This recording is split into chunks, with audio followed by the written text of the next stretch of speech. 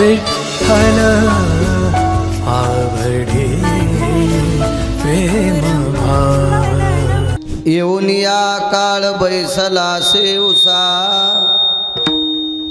झाकीतो शिकैसा डोळ्याता वाचे नारायण वदे तो सादर काळपास साचार चुके जेने वाया हा संसार करश्याव भरे काळाची तो फेरी निकटाली वाचे नारायण वदे तो सादर काळपास साचार चुके जेने एका जनार्दनी नको याता याते संसार फजिती जन्म दुःख वाचे नारायण वदे तू सादर काळपास साचार चुके जेने नमो विठ्ठला राजया पांडुरंगा नमो रुक्मिणी माऊली ज्ञान गंगा नमो पुंडलिका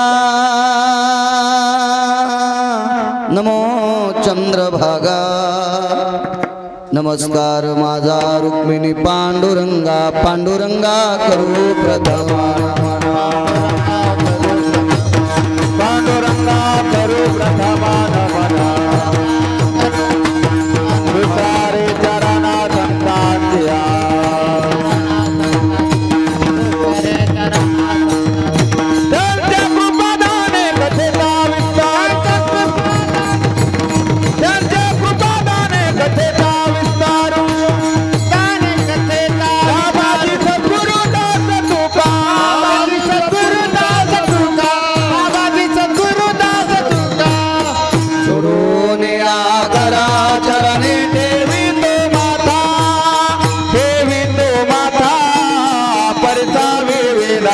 माझे पंढारी नाथा परसावी विनंती माझे पंढारी नाथा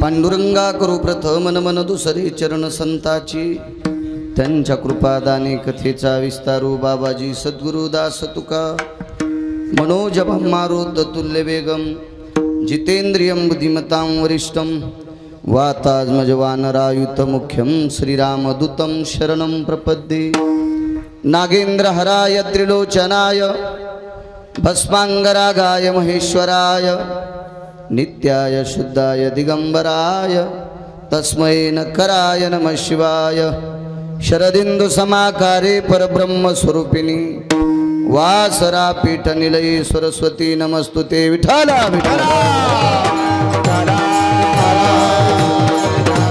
आता वैवासित पावना ती भासती पंचानन समाना तया श्रोत्याची चरणी जाना साष्टांग नमन करीतसु वाद्यभूषित पावन ती प्रत्यक्ष अमरेंद्रा समान तयाची आचरणी जान साष्टांग नमन करीतसु आता गान गंधर्व देवता कोकिळ कंठस्वर आराका जी कीर्तनी वैवासित लोका तयाची आचरणी नमन गा मज दिसतसो परम विख्यात जो जान ब्रह्मयाचा सुतू नारद जान नाम तितिक्षु तयाची आचरणी नमनगा जेने धर्म जितविलाची बळे तो संभाजी जान नवाळी कावतरला जयाची आकुळे तया छत्रपतीची आचरण कमळी साष्टांग नमन करीतसो विठ्ठला विठ्ठला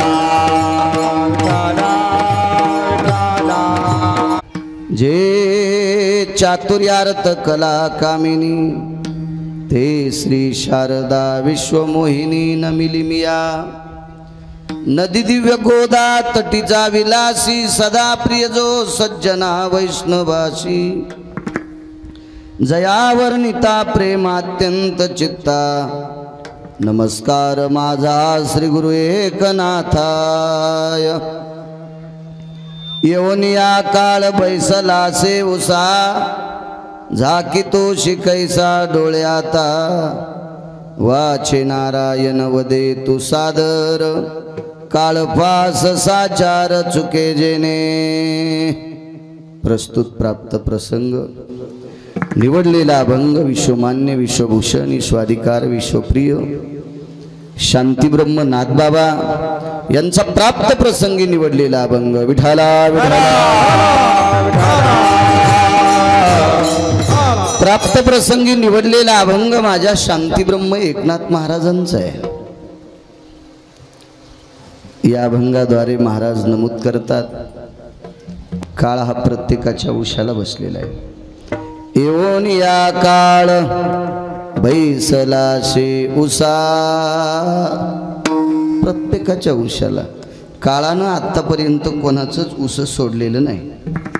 7 लोक हे चिरंजीव आहेत म्हणून यांचा आणि काळाचा काही संबंध नाही।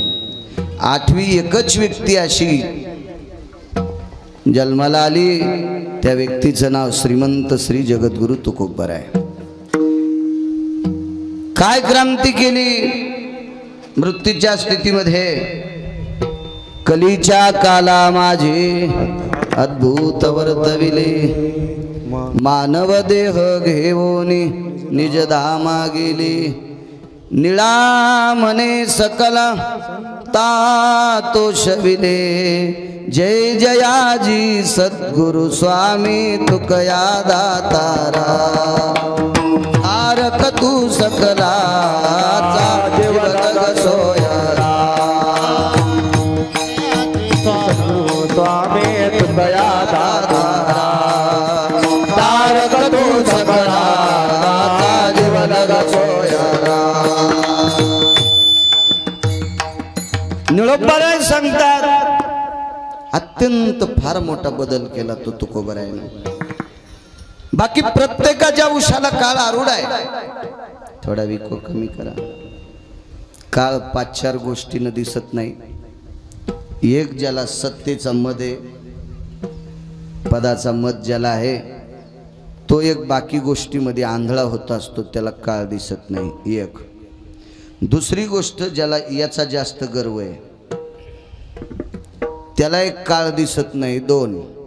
आणि मग आता काहीला रूपाचा अभिमान असेल त्याच्या अभ्यासाचा अभिमान असेल मला असा गाथा पाठ आहे मला ज्ञानेश्वरी पाठ आहे मला शास्त्र पाठ आहेत मला पुराण पाठ आहेत मला संस्कृत जास्त येते हे असे जे गणलं अंगाला चिटकून घेतले की काळ दिसत नसतो। काळ न दिसण्याचे कारण एक अहंकार आणि दुसरा काम। कामानं तर शत्रू पण कळत नाही विठाला विठाला विठाला। महाराजांनी सांगितलं बाबा तुझ्या उशाला काळ बसला। जी महाराज लक्षात आलं नाही काळ उशाला होता पण दिसला नाही। आता लक्षात घे राजा काळ उशाला आहे। महाराज आता करावं काय तो बाजूला जाईल का? शांतीब्रह्म एकनाथ महाराज म्हणतात काळ बाजूला जातच नाही फक्त फरक इतका आहे तू आता भजन कर तो तुला सोपा जाईल। वाचे नारायण वदे तू सादर काळ पास साचार चुके जेने। भजन केल्यावर मरण चुकते असं डोक्यातलं काढून टाका। फक्त भजन केल्यावर अधोगती चुकती। भजन करणाऱ्यांना सद्गतीला नेतो आणि भजन न करणाऱ्याला अधोगतीला नेतो इतका फरक आहे। मरावा तर प्रत्येकाला लागतंय। ज्यानं तुम्हाला सांभाळण्यासाठी अवतार घेतलाय त्याला थांबता येत नाही।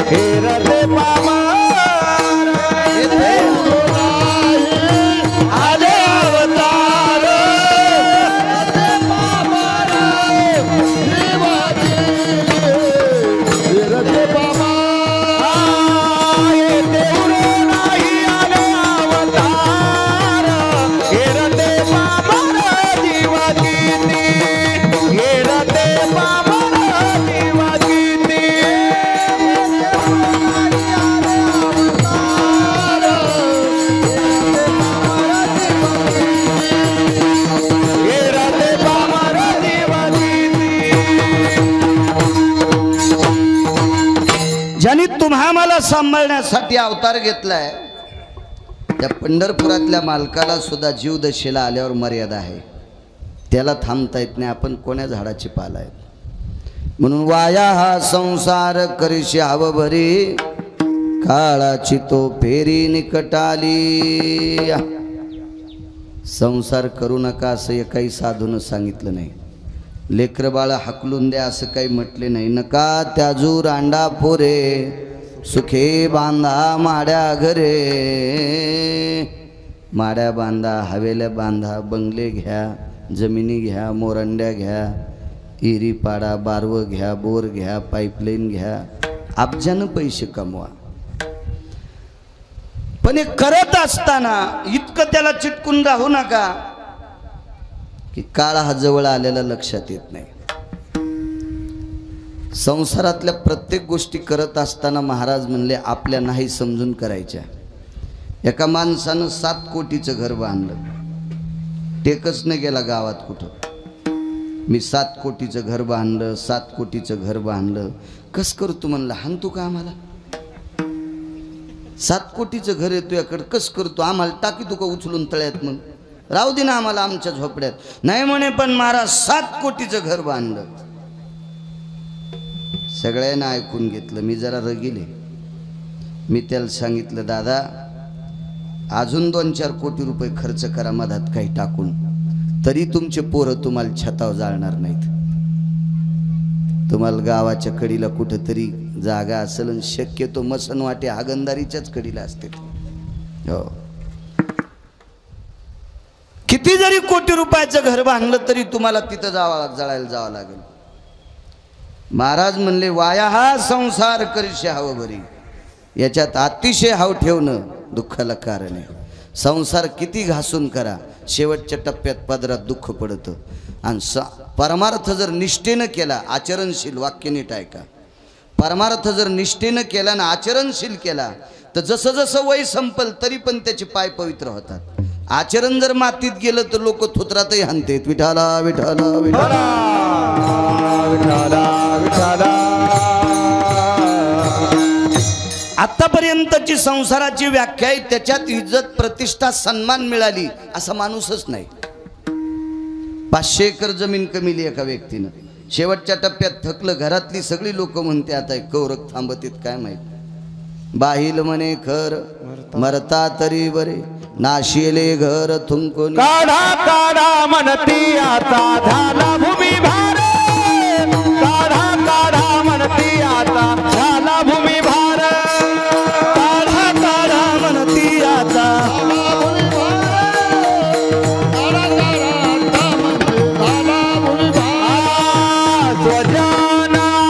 गोत्र ऐसा करीती विचार, काढा काढा म्हणती याचा झाला भूमी भार.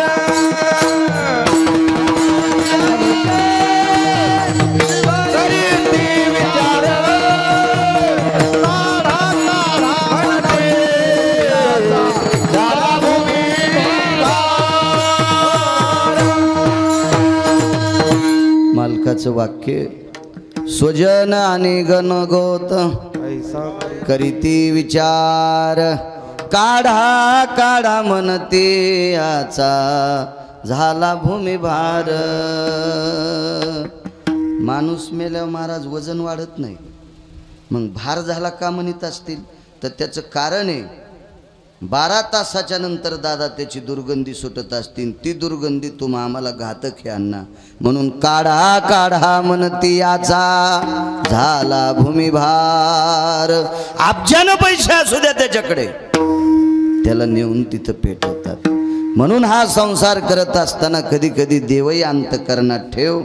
अवघा निरसोनिया काम, अवघा निरसोनिया काळ, अवघा निरसोनिया काम, अवघा निरसोनिया काम.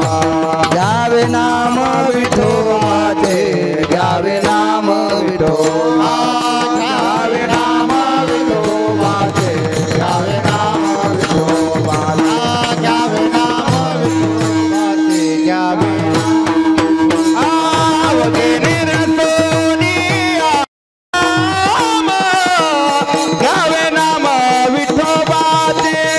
घ्यावे नाम विठोबाचे घ्यावे नाम विठोबाचे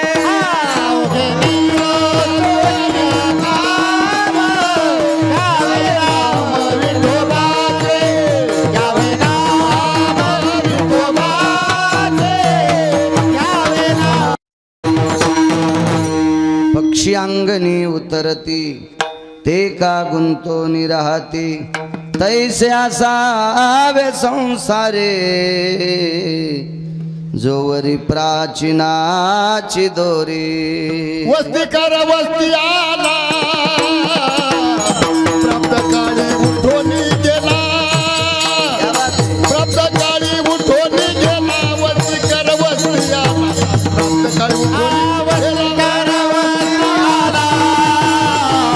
प्राप्त काळी उठून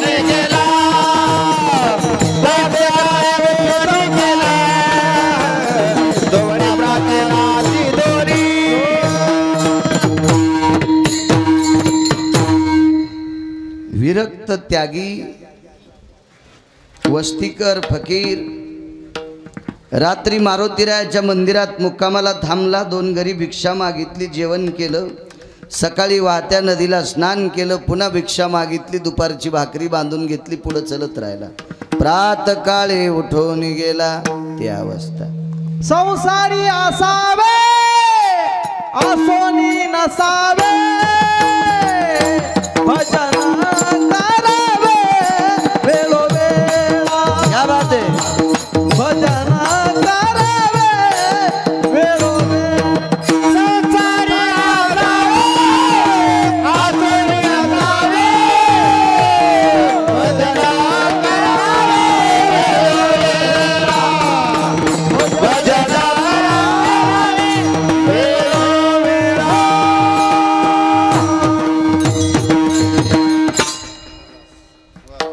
वा, छान पुरावा दिला. एका बाईनं बाजरी वाळू घातली दारात. 9-10 चिमण्या त्या बाजरीच्या दळणावर बसल्या. टप टप टप टप चमचा 2 चमचे त्या चिमण्यानं बाजरी खाल्ली आणि पोट भरल्यावर झाडाच्या फांद्यावर बेळक्यात जाऊन बसल्या. शेजारीन डबकं घेऊन जात होती गावखराला.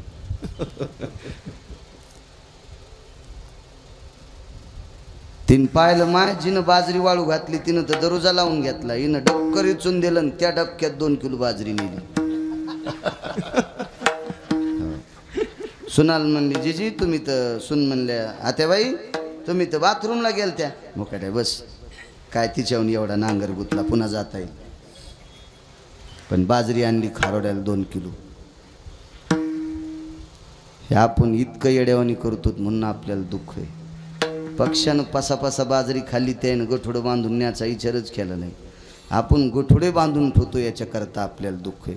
मी तुम्हाला सांगायलो म्हणजे मी लय धुतला तांदूळ होय. मी तर तुमच्या पुढे 2 पावलं विठाला.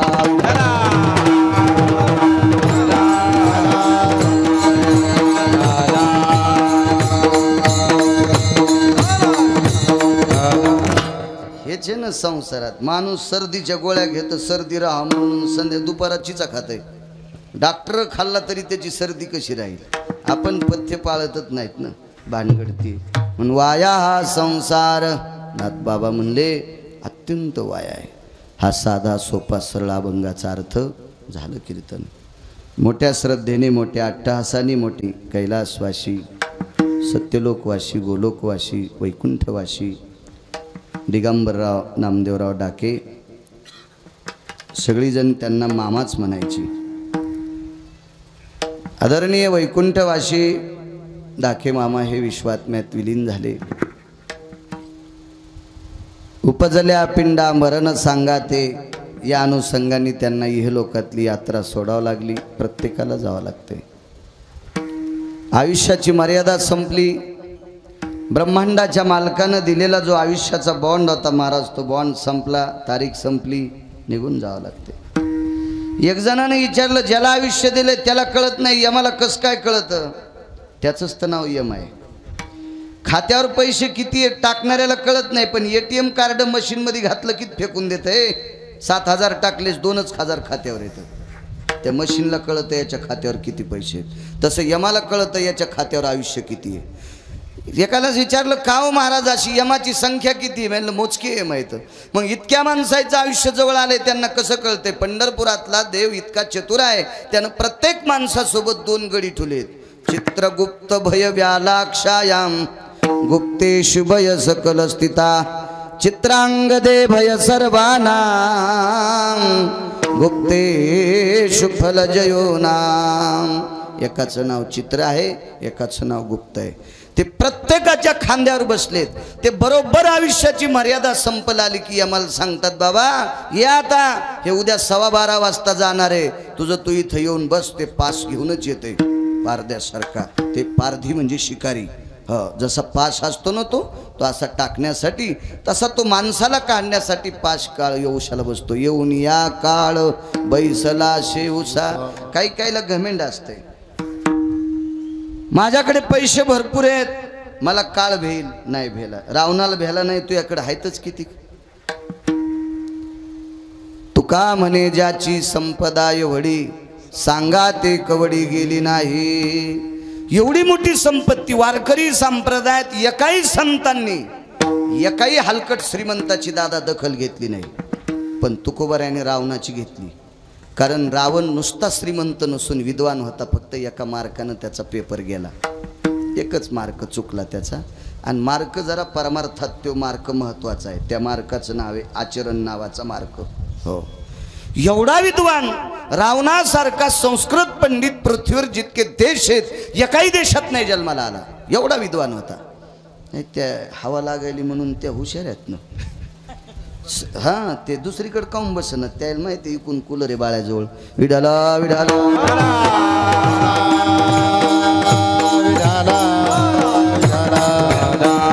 एवढा विद्वान रावण, त्याच्या विद्वत्तेला पार नाही. त्याच्या विद्वत्तेला प्रसन्न होऊन भगवान शिवशंकरांनी सोन्याचं गाव त्याला दान दिलं, देऊन टाकलं. इतका विद्वान. श्रीमंतीची व्याख्या सांगायची तर जिथं तुकोबाराय आवाक्याच्या पलीकडे बोलतात त्या अर्थी त्याची श्रीमंती किती मोठी असेल. त्याचा परिवार सांगायचा झाला तर 80 सहस्र सुंदरा कामिनी माझी मुख्य राणी मंडोदरी. 80,000 बायका होत्या, 1,00,000 पुरं होते, 1,25,000 नातू होते. सासरे 80,000 होते. सासा नाहीच सांगता येणार महाराज. सासा कशा सांगता येतील, ज्याच्या जावायनं एकट्यानं 80,000 केल्या. मग रावणाचा सासरा 4-4, 10-10 तर करीतच असेल ना. म्हणून सासरे सांगता येतात 80,000, बायका 80,000. पण सासा किती असतील अजून आकडा नाही सापडला मला. सापडलं पुन्हा कधी योग आला तर सांगेल कीर्तनात. एवढा मोठा श्रीमंत, त्याला दुपारा हाणलंय, त्याला दुपारा हाणलंय. तर आपल्याकडे श्रीमंती आहेच किती, किती श्रीमंती. असं सप्ताह चालू होता एक मोठा, आणि त्या सप्त्यामध्ये 10-15 हजार लोक रोजचे जेवत होते. येऊन या काळ बैसला शिवसा. 10-15 हजार माणसं रोजचे जेवायचे. सप्ताह 50 वर्षापूर्वीचा असेल. आता काय, आता लय मोठाले सप्ते, फक्त सप्त्याची खोली नाही, रुंदी जास्त आहे. आणि विहिरीमध्ये पाणी किती परस आहे असं सांगितलं जायचं. ईद भरण गुडघ्या इतकं पाणी, त्यानं पाटाभर मका नाही झोपायची. 3.5 परस पाणी, 4 परस पाणी, दादा 5 परस पाणी. ज्या विहिरीची खोली जास्त आहे तिला किंमत आहे. रुंदीला काय करतं ते, घन 70 फूट रुंद आहे पण तीच भरच पाणी आहे, त्याला नाही. तशी रुंदी वाढली नुसती, खोली वाढायला पाहिजे. 10-15 हजार माणसं सप्ताहात जेवायला. निष्ठावंत लोक होते, सात्विक सदाचारी होते. आता 1-1 लाख लोक सप्त्यात जेवत असतील, पण ते सप्त्या करणाऱ्यानं पैसे कुठून आणलेत हे पहिले तपासायला पाहिजे. ज्याचे दुकानं दारूचे 14, देशी दारूचे ज्याला 14 दुकान आहेत, आणि त्यानं सप्ताह केला.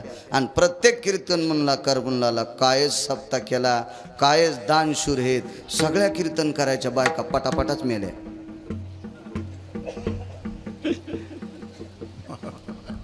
वैकुंठवासी माधव महाराज मगर सांगायचे, अरे ज्याचे देशीचे 14 दारूचे दुकान आहेत त्यानं महाराष्ट्रातल्या किती बायका विधवा केल्यात.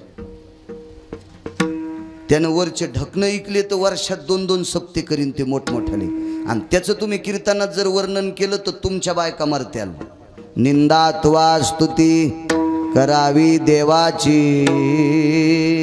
कीर्ती मानवाची वर्णू नये किंवा गाऊ नये. इतराची स्तुती आम्हा ब्रह्महत्या, इतराची स्तुती आम्हा ब्रह्महत्या, इतराची स्तुती आम्हा ब्रह्महत्या, इतराची स्तुती आम्हा ब्रह्महत्या.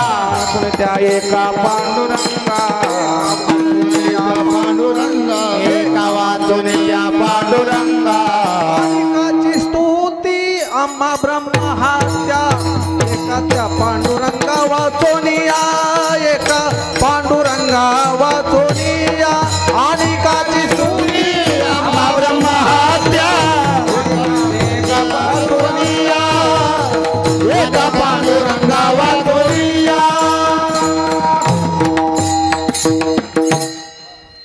रोजही कधी कधी नालायकाला चोंबाळावं लागतंय, पण मर्यादेत चोंबाळायचं. जेवताना लोणचं किती घेते? एखादी फोड.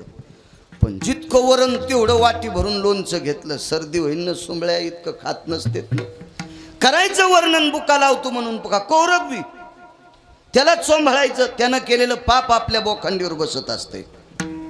तो काळ होता निष्ठावंत लोक, स्वातंत्र्याच्या मागे पुढचा काळ, त्या काळात चालत असलेला तो सप्ताह, त्या सप्त्यातला 3रा दिवस येऊन या काळ बैसला शिवसा सांगतोय. सोडच नाही काळान चांगल्या चांगल्या. 3ऱ्या दिवशीचा सप्ताह, 3ऱ्या दिवशीचे कीर्तनकार 10-10:30 वाजता आले. कीर्तनकार गाथ्याचं भजन 11-11:30 सुरू झालं. ते कीर्तनकार महाराज गाथा भजनात उभे होते. डुलून नाचून गाथ्याचं भजन केलं. त्याच पंक्तीला पंक्ती बसल्याबरोबर मंडपातच ते जेवायला बसले. जुनी माणसं चांगली होती, अधिकारी होती, निष्पाप माणसं होती. जेवली पंक्तीला. ती पाकिटं घेऊन हॉटेलला जेवत नव्हते. ते जेवावं लागेल ना. आपण जर दुसऱ्या राज्यात गेलो, कुठं यात्रेत गेलो तर खावं लागेल. आपली का सासरवाडी आहे का तिथं? पण आता इथं पाकिट दिलं, जाता जाता पाथरीत जर बाळू जेवला तर नाही अंगावर झोपीत भिताड पडायचं काय का नाही? इथल्या बायका जीव घालीत नाहीत का? जी बाईची चप्पल पाहायला भेटत नाही ती बाई भाताव तुपवाडी. ती आपण खाला पाहिजे. इथं इथं खाल पाहिजे. ते सात्विकतेचं लक्षण आहे. मग ते महाराज आले, त्यांनी गाथ्याचं भजन केलं, पंक्तीला जेवायला बसले. हरिपाठ सुरू झाला तोपर्यंत आचार्य आला. आचार्य तिथंच होता, पण बैठकीत आला आणि सप्ताह कमिटीला सांगितलं, दादा, अण्णा, काका, भाऊ, नाना, जिजा, ऐका म्हणे, उद्याचा साबुदाणा भिजवायचा का जिलेबीचं पीठ भिजवायचं? तर सप्ताह कमिटीतला यजमान फार हुशार होते. ते म्हणले, अरे माळखरी आचार्य आहेस तू, तुला डोकं नाही? उद्या जर एकादशी असेल तर साबुदाणा भिजव आणि दशमी असेल तर जिलेबीला पीठ लाव. तीच अडचण आहे म्हणे तात्या. काय झालंय? 2 पंचांगकर्त्यानं चूक केली. एकाने एकादशी उद्याची टाकली आणि एकाने परवाची टाकली. स्मार्त आणि भागवत असेल तर आपण भागवत धरतो वारकरी, पण स्मार्त नाही, भागवत नाही. एकानं सरळ उद्याची टाकली आणि एकानं परवाची टाकली. म्हणून तुम्ही मला बोलताना याच्याकरता मी तुमची आज्ञा घ्यायलो. महाराज विद्वान होते, त्या दिवशीचे कीर्तनकार विद्वान होते, विद्वान. महाराजांना सांगितलं, महाराज एकादशी उद्याची धरायची का परवाची? म्हणले 8 दिवस झालं माझ्याही डोक्यात घोळ फिरायलाय, उद्याची धराव का परवाची? माणसानं निमूटपणे म्हणलं पाहिजे, दादा हे आपल्याला कळत नाही. हो, आणि जी गोष्ट कळत नाही ती अंगावर घेतली की उगच गंडल येतं ना. मग ते गंडल 18-15 दिवसाला फुटलं की 2-2 महिने धोत्र खराब करीत. गणलं का सोपे असतात का ते? गळ्याला आल्यावर मान फिरू दे ना, बगलात आल्यावर हात फिरू दे ना, आणि मांडीला आल्यावर बसू दे ना. कुठलेच गणलं कामाचे नाहीत. त्या महाराजांनी सांगितलं, मला काही एकादशी उद्याची का परवाची निश्चित सांगता येणार नाही, पण एकादशीचा मुख्य पर्व काळ कोण्या दिवशी सांगणारा पंढरपुरात एक महात्मा आहे. येऊन या काळ बैसला शिवसा सांगतो. कोण आहे ते महात्मा?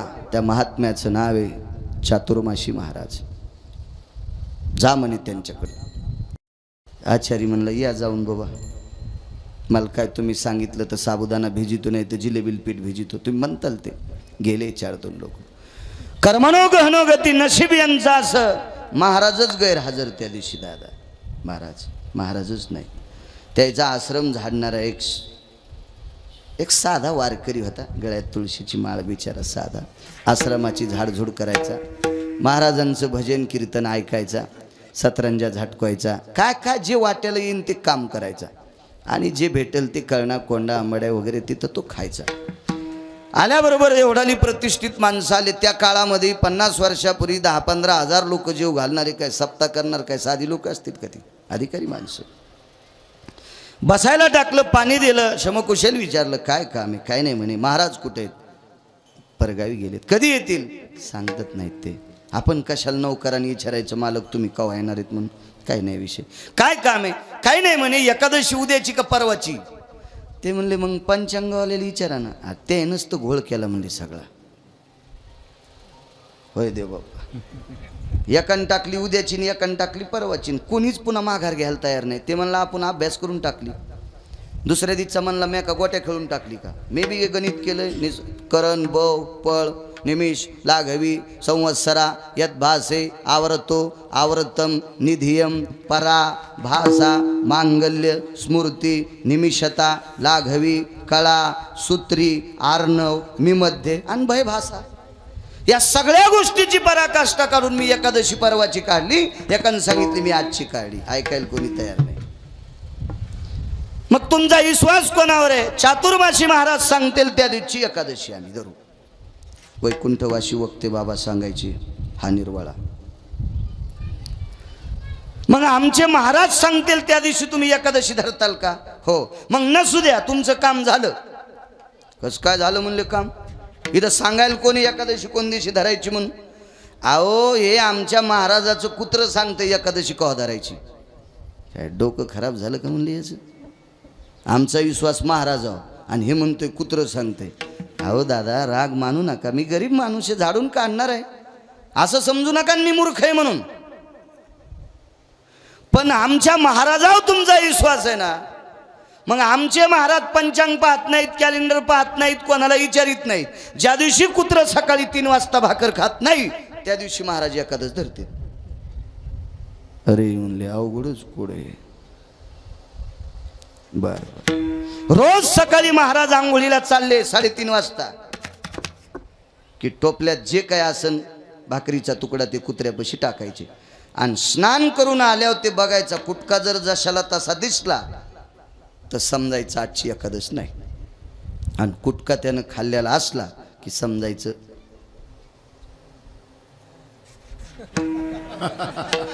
आले जाग्यावर विठाला विठाला विठाला. कुटका जशाला तसा दिसला की समजायची एकादशी आणि खाल्ला की समजायची एकादशी नाही.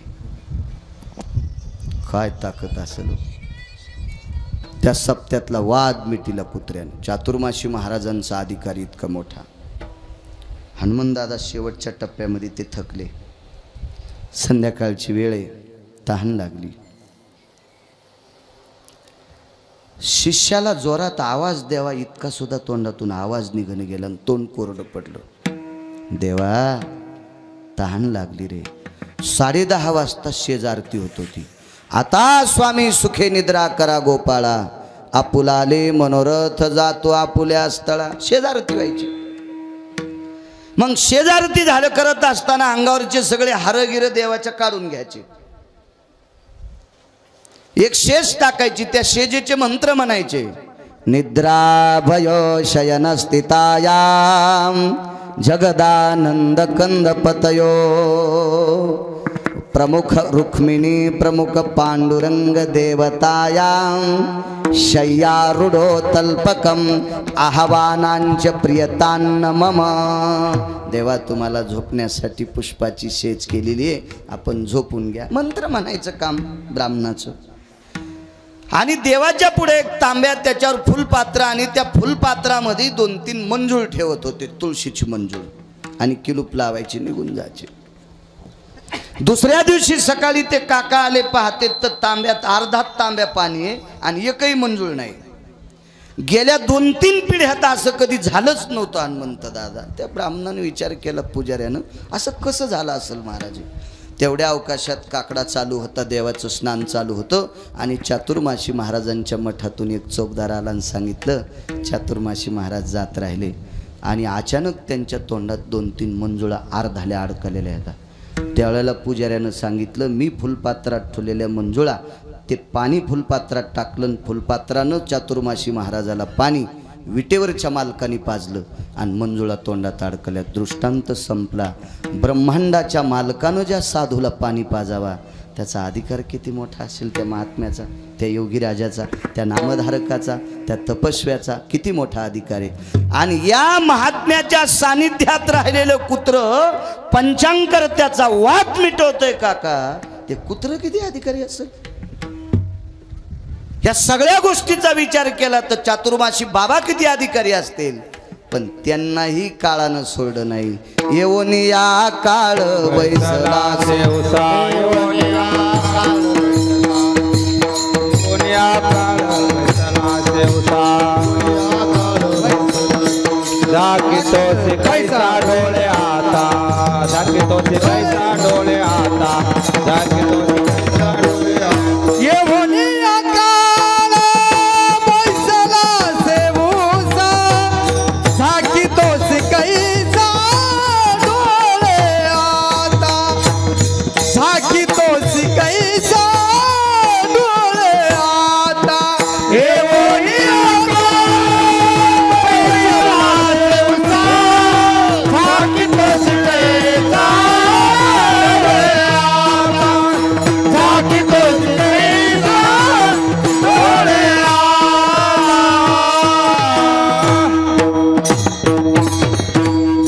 मग एवढी मोठी चातुर्माशी बाबा त्यांच्या जर उशाला काळ बसून हे लोकातली यात्रा त्यांची संपतोय. डाके मामा गेले असतील, आपल्याला निमूटपणे सहन करावं लागेल. परमार्थिक होते. मला वाटतं एकदा माऊंद्याच्या कार्यक्रमाकरता बी डाके मामांनी मला आमंत्रित केलं, तर त्यावेळेला माऊंद चारीधाम करून आले आणि कालच्या वेळेस रामराव भाऊ काळे सतत संपर्क करत होते. योगा आला छान, चला म्हणलं. या टोकाला गेलेली परमार्थिक क्षेत्रातली माणसं जातात तर 4-2 अभंग पाठ करणाऱ्यांना अंगाला गंडल लावून घ्यायचंच नाही. मला कसा यम नेईल, शक्य नाही, ते शक्य नाही.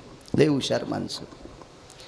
मी मगाशी बोलून गेलो, रावणासारखा चतुर कोणीच नव्हता. विद्वान होता, चतुर होता, चाणाक्ष होता, मायावी सुद्धा होता.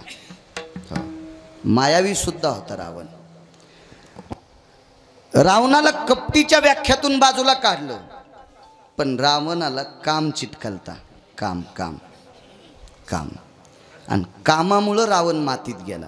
नाहीतर खरं जर विचार केलं तर रावण कपटी पण नव्हता, काम शिल्लक होता त्याच्याकडे. एवढा विद्वान रावण, एवढा विद्वान. रावणाने 127 विद्वान हस्तगत केले. 127. रामायणात नाही बघायचा, दुसरे पुराण बघायचे, मग त्याच्यात सापडेल. तुम्ही रामायण इचकितान पुन्हा म्हणताल गिरगावचा बाळ्या काही बघ तू बापा, असं नका. उग दगड हांजावू नका दुसऱ्याला. कधी कधी आपल्या विरोधात फिरत असते ते. योग असा आला 127 विद्वान, त्याच्यापैकी एक विद्वान होता तत्वकुंभ नावाचा विद्वान महाराज. त्याचं नाव होतं तत्वकुंभ. काय नाव गोड आहे, तत्वकुंभ. कुंभ म्हणजे कलश, तत्वानी भरलेला कलश. म्हणजे एवढ्या विवेकानं, एवढ्या विद्वत्तेनं, एवढ्या कुशलतेनं, एवढ्या चातुर्यानं बुद्धीचा बुद्ध्यांक इतका विकसित होता तत्वकुंभाचा, म्हणून त्याला तत्वकुंभ नाव सोबत होतं. त्रेतायुगामध्ये, त्रेतायुगात जी नावं होती का, ती शरीराच्या लक्षणावरून नावं ठेवल्या जायची. पुष्पदंत नावाचं वानर, सात्विक फुलातला एकही सुगंध नव्हता की जे त्याच्या दातातून येत नव्हता, म्हणून त्याचं नाव ठेवलं हनुमंतदादा पुष्पदंत. सुगंधी फुलांचा सुगंध येत होता, पुष्पदंत याच्याकरता. हो. तंबाखू खाऊन जर चाल म्हणायला आला आणि त्यानं जर अभंग विचारला तर घंटाभर सांगताच येत नाही. हो, त्याच्या वासानं कीर्तनकार मरुनी म्हणजे बरं आहे एखादा. जय काय काय खरंच लायक की नाही. माझं मत हे पक्वादे असेल, कीर्तनकार असेल, रामायणकार असेल, भागवतकार असेल, गायक असेल, तंबाखू खात असेल तर त्याचं 10 पिढ्याचं पापूत आलं समजायचं. नक्ता व्यसनाधीनो जाये हे अध्यात्म भयो शास्त्रा प्रकाहा पितरो भयो तृप्तो ऋषुष्टोती नयजना नैवम गांजा कसम लिखितम. हे काय गांजा फुक्यान लिहिलं का त्याचे पितर रुष्ट होत असतात. रुष्ट कारण का देवाचा आपल्यावर विश्वास आहे आणि म्हणून जनतेचा सुद्धा विश्वास आहे. महाराज सांगल ती दिशा. हो बाकीचं कोण पाहिलं पण ह्या काही काही गोष्टी करायच्या नाही. भागवतकार इंटरव्हल मध्ये स्टेजच्या मागं जाऊन बिडी वाढायलाय. अरे तू जाळी तू का मंडप भागवत्या माणसं जळते ना नालाय का तू बिडी वाढल्यावर कसं ऐकायचं तू भागवत. लय काही विचित्र. परवाला एक जण कथाकार आले आणि ते पोरग म्हणलं त्यानं 2300 रुपयाचं मेकअपचं सामान आणायला लावलं. गळ्यात शपथ मी सकाळच्या मरण खोटं बोलत असेल तर. हो तो सांगणारा माणूस मला म्हणला 2300 रुपयाचं मेकअपचं सामान. म्हणलं हे मागच्या जन्मात स्टेजवर नाचणारी बाई असेल आणि मागचे काही त्याचं राहिलं शिल्लक म्हणून आता भागवत सांगताना पण लिपस्टिक लावूनच चाललाय. वक्ते बाबा सांगायचे दर्पणो भयस्थिती पुरुषास्ततेवच एकम विद्यात्रियो द्विविधा भयभासा नैवम दर्पणो अर्चिता. फार काय झालं तर 3 दारशा पुढे जावा पुरुषानं. माणूस जर दिवसात 20 बाऱ्या भिंगा पुढे जात असेल तर समजायचं त्याच्यात बाईचा अंश आहे. विठाला विठाला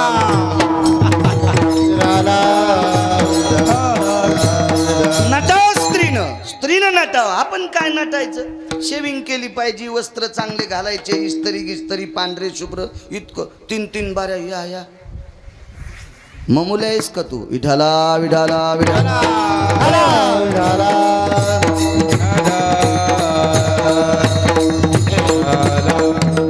विद्वान तत्व कुंभ रावणानं हस्तगत केला. रावणानं त्याच्या हाताने दादा 14 विमानं तयार करून घेतले. 14. आता वरी किती असतील काका त्याचं काय मेळ नाही. लय मोठ्या कंपनीचे मला वाटतं स्पाईजेट एअर इंडिया असे लय मोठी नावं असतात. आपल्याला काही इंग्रजी येत नाही. बसायचा योग आला तुमच्या पैशामुळं. माणसानं खरं बोललं पाहिजे आहे का नाही. आपली विमान पुसायची लायकी नव्हती पण ज्ञानोबाराय तुकोबारायच्या नामामुळे एरवी आपल्याला कोण पुसलं असतं उत्तरेश्वर. एरवी तरी पुसे कोण पावे देवासाठी मान पावे देवासाठी मान पावे देवासाठी मान. एरवी तरी पुसे कोण पावे देवासाठी मान पावे देवासाठी मान पावे देवासाठी मान. एरवी तरी पुसे कोण पावे देवासाठी मान पावे देवासाठी मान पावे देवासाठी मान. एरवी तरी पुसे कोण पावे देवासाठी मान पावे देवासाठी मान पावे देवासाठी मान. कोणी विचारलं असतं. मी ज्ञानोबाराय तुकोबारायचं नाव घेतो म्हणून पितळे बापूंकडे दरवर्षी असतो त्रयोदशीला काल्याला. हनुमंतदादा मी कलेक्टर झालो असतो तर पाय कोण पडलं असतं. सुटकेत दिली असती खालून म्हणले असते कलेक्टर या सही कर घे इतके पैसे पण कर सही या फॉर्मवर असं म्हणले असते. पाय कोण पडलं असतं नाही.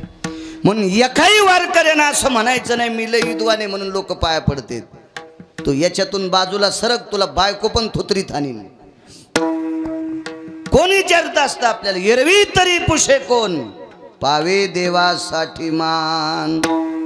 देवासाठी मला खुर्ची आहे देवासाठी मला तुम्ही पुढे बसलात नाही तर कोणी विचारलं असतं. लय लोळायले श्रीमंत त्याला गोचडं चिटकनत अंगाला विठाला विठाला विठाला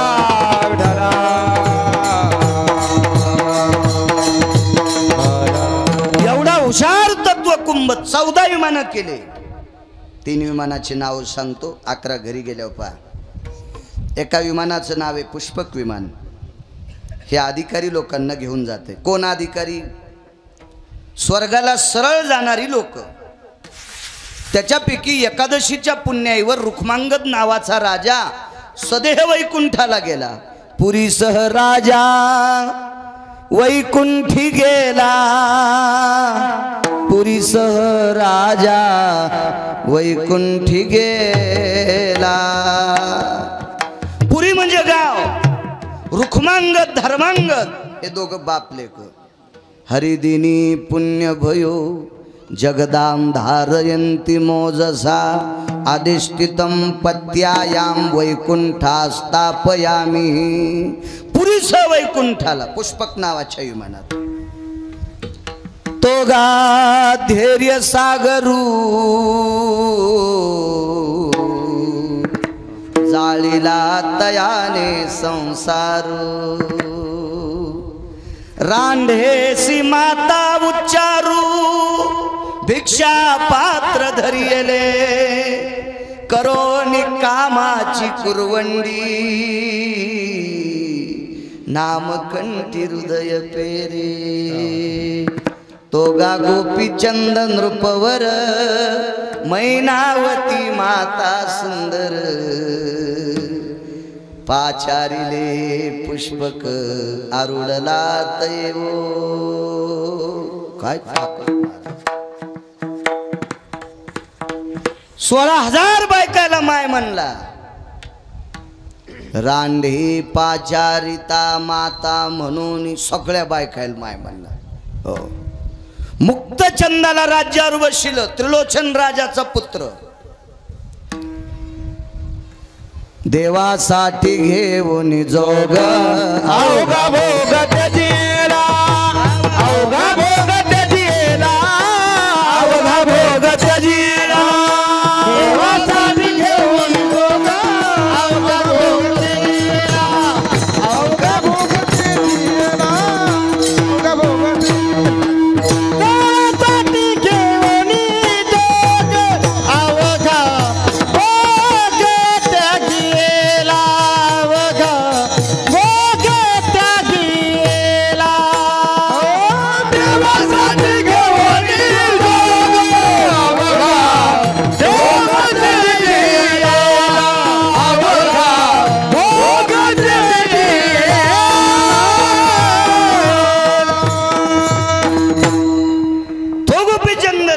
विमान नेण्यासाठी आलं. ते पुष्पक नावाचं विमान.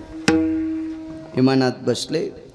पार्षद हनुमान दादा एकाच व्यक्तीला न्यायला येतो, पण गोपीचंद राजाच्या भक्तीचं टोक होतं म्हणून सांगितलं, तुम्हाला एखादा कोणी घ्यायचा का? म्हणले आमच्या आईला घ्यायचं. तुमची आई पुढच्या विमानात आहे म्हणले. पुष्पक विमानात अण्णा एवढा अधिकारी. हे एक विमान. दुसरं कामग नावाचं विमान आहे. येऊन या काळ बैसला शिवसा. उदाहरण क्रमांक 2. कामग नावाच्या विमानामध्ये रावण मारल्याच्या नंतर सीताई साहेबांनी प्रभू रामचंद्र शरयूच्या तीरापर्यंत गेले. अयोध्येत नाही गेलं बरं विमान. मर्यादा आहे प्रभू रामचंद्राला. कारण ज्या केवटाच्या नावेत बसून नॅग्रोंदर वृक्षापासून उठले, नावेत बसले, शरयूच्या इकडच्या तीराला आले, त्या केवटानं सांगितलं वापस आल्या माझ्यात नावेत बसून पलीकडे जायचं. 14 वर्ष 27 दिवस काट्या पत्त्या केवटन कोणाला नावात बसूच दिलं नाही. त्र्यंबकराव बसूच दिलं नाही. काय त्याग असेल तरी आमचे सांगतात आता ऐका बर का. काय ते कामग विमान विभीषणानं दिलं बर का. आणि त्या कामग विमानामध्ये प्रभू रामचंद्राने सीताई साहेब बसल्या. आणि ते काय विमान सनसन सनसन करीत अयोध्येत गेलं बर का. वाचून सांग जाय रे माणसं मरते. तीरात भयत तियती अजर्वासो भयंजान भय जायन्ते. शरयू तटा भयास्थितायं कामग भययनि अरुणाया, कामग भययनि अरुणाया, कामग भययनि अरुणाया. शरयूच्या तीरावर ते विमान आरूढ झालं. या विमानाचं नाव कामग. आणि तिसरं विमान, त्या विमानाचं नाव होतं प्रभदत्त नावाचं विमान. 11 घरी गेल्यावर पहा खपक्या मोबाईल आहेत तुम्हाला. त्या मोबाईलवर असं इचकिलं पुराण की ते तुम्हाला दाखित ते विमान. दुसरं चीज कायले तुम्ही पण कसं दिसल आहे का नाही. चांगलं इचकायचं. लय काळ गोड आलाय. एकाही भजनी मंडळीला महाराजाला अभंग विचारायचं काम पडत नाही दादा. बटन दाबल्या बरोबर सगळी गाथे संतांचे त्या मोबाईलमध्ये लोड आहेत. मयात नाही तर म्हणा माझ्या याच्यात 10-5 आपले बस झाले आपल्या कामापुरते. आणि मला काही चाल म्हणायची नाही ना बुवा, आहे का नाही रवी बुवा. त्याच्यामुळं आपल्याला काय, आपल्याला जे पाठ आहे तो घ्यायचा का. तिथून तशी सूचना येत नाही ना हेच घे म्हणून. हो तशी सूचना आल्या म्हणून तुझ्या म्हाताऱ्यालाच कीर्तन करायला लाव, मी ऐकायला येतो. विठाला विठाला विठाला.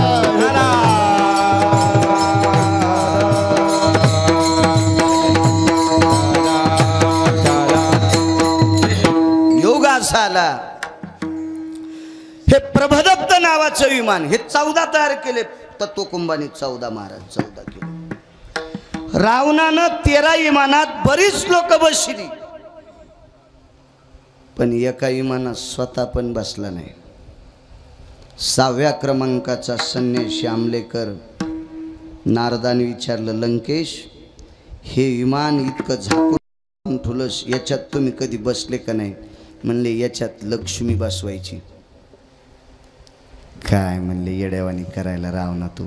आव जाऊ बोलला ते. अरे तुला कसं बोलून, ते लय मोठा माणूस होता ना. काय म्हणले रावणा 80,000 बायका आहेत, कशाला लक्ष्मी बसवायची? नाही म्हणले समुद्र मंथनातून निघली तहापासून डोळ्यात अशी कचकच करायची म्हणली ती. हो तिला एकदा ह्या विमानात बसवायचं. अरे नको म्हणले. तुमच्या लोकांना शहाणपणा केला तर ते दारू पिऊन पालथे पडले राक्षस. रावणाच्याच कुळातले होते ना ते. आणि कशाला तुम्ही विचार करता तिचा? नाही म्हणे इच्छाच आहे तिचेच पाय या विमानाला लावायचे, अन्यथा कोणी बसू द्यायचं नाही. आणि योग आला दादा. अशोक वाटिकेत 6 महिने 27 दिवस सीताई साहेब होत्या. तर तो कुंभ किती मोठा व्यक्ती होता तुम्हाला पुढे कळलं. तरी पण त्याला काळानं सोडलं नाही. याच्यावर सांगतोय. विमान आणलं राक्षसनीनं, सांगितलं चल बस मधात. तिनं सांगितलं तुम्हाला डोकं आहे का ग? मी ज्याच्या नावानं कुंकू लावते त्याचं नाव घेते, राम राम म्हणते. ही जागा इतकी राममय झालेली आहे. जेथ सीतेची वस्तू घडे, राम राम स्मरती झाडे. तिथले खडे गवत काड्या कुड्या हे सगळं राम राम म्हणत होतं. इतकी माझ्या मालकावर श्रद्धा आहे. काय सांगता तुम्ही त्याच्याकडे चल म्हणून? त्या राक्षसनीनं सांगितलं राम जिवंत आहे. ती कशी येईल मालक? लय हुशार रावण्या. रावण्यानं 3 माणसं बलिले. त्याची भावकी तुमच्या गावात आहे का? हा नाही तो उग मही गाडी फोडायची पुन्हा त्याला रावण्या म्हणल्यावर मग काय ताण. 3 माणसं बोलिले. एकामध्ये मानवी पुतळ्याचा शिल्पकार होता. हुबेहूब रामाचा चेहरा तयार केला, पण रावणाच्या मनात बसून. दुसरा होता त्यानं ते पुतळा चेहरा तयार करत असताना त्या डोक्यात नारळ घातलं. नारळ आपण फोडतो का नारळ? तुम्ही बघा कोणतंही नारळाची सगळी शेंडी काढा, 2 टिपके गवस देतात डोळ्याचे. 2 टिपके. हे क्रतात्रेता युगाच्या अगोदर नव्हते. एक पुराणातले 2 श्लोक सांगतात आणि वैकुंठवासी माधव महाराज मगर सांगतात. हो भांगाऱ्या भुंगाऱ्याने सांगितलेलं ऐकील नाही पाहिजे. अधिकारी माणसाची साक्षी असते. हो कीर्तन शक्यतो पाहुणी ग्रंथ करावे कीर्तन, मग भीती वाटत नसते. व ज्याच्या खिशात 1-2 लाख रुपये आहेत का, दिरे 20 किलो गुळ आणि 150च घेऊन गेला म्हणला 15 किलो गुळ द्या, ते हानीन न तोंड आहे का नाही? कसं शक्य? ही पुराणातली बादशाह लोक होती ती. माधव महाराज मगर म्हणजे पुराणातलं एवढं मोठं सखोल रत्न होते. मला असं वाटतंय असं जन्माला येणे आता शिल्लक आहे. विठाला विठाला विठाला.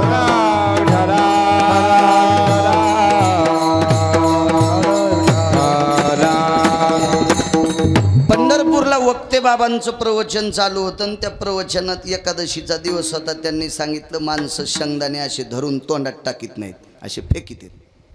असं सहज माणूस असं टाकतंय जवळ तोंड नेऊन, असं बोट नेऊन तोंडात फेकता फेकता जर शेंगदाणा बाजूला जाऊन जर खाली पडला तर तो खाली पडल्याला का खाऊ नये हे माधव महाराज मगरांनी पुरावा द्यायचा.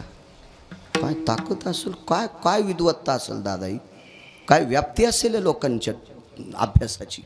हो, नारळ घातलं त्या डोक्यात त्याच्यात आणि सोन्याच्या ताटात डोकं टेकलं रामप्रभूचं. कृत्रिम, खरं नाही, खोटं डोकं. आणि रक्त असं खळाखळा वाहले. तयार करणाऱ्याची ताकद कशी असेल, खळखळ रक्त वाहले. आणि सीतेनं रामप्रभूला पाहिल्याबरोबर हंबरडा फोडला. बाई, माझ्या कपाळाचे मालक. पण जे नारळ होतं का, ही सृष्टी त्यानं निर्माण केलेली पंढरपुरातल्यानं. म्हणून त्या नारळानं पंढरपुरातल्या मालकाचा, प्रभू रामचंद्राचा सन्मान असा केला. त्या नारळाला ह्या जिथं डोळे तयार केले ते का, डोळे त्या चेहऱ्याला, त्या जागेवर 2 डोळे तयार झाले आतून नारळाला. आणि एका डोळ्यातून 2 थेंब पाणी आलं. सीतेच्या लक्षात आलं रामाचं डोकं नाही. कशाहून कळालं माहिती आहे? क्षत्रिय मरताना रडत नसतो आणि मरताना जो रडतो तो क्षत्रिय नसतो. आणि 2च थेंब गालावर आले. हे नारळाचे उपकार आहेत बरं का सीतेवर, नारळाचे. म्हणून तर त्याला श्रीफळ उपमा आली शास्त्रामध्ये. श्री म्हणजे लक्ष्मी, श्री म्हणजे लक्ष्मी, लक्ष्मीचं फळ म्हणजे नारायण. म्हणून तर आपल्याकडं भागवताची पूजा असू, सत्यनारायणाची पूजा असू, कोणती असू, आमचे देवबाप्पा नारळ देत असते. ते पांघर त्या पदरात नसतं नाही का, कोणता पदर म्हणतात त्याला, वटी पदर असतो. विठाला विठाला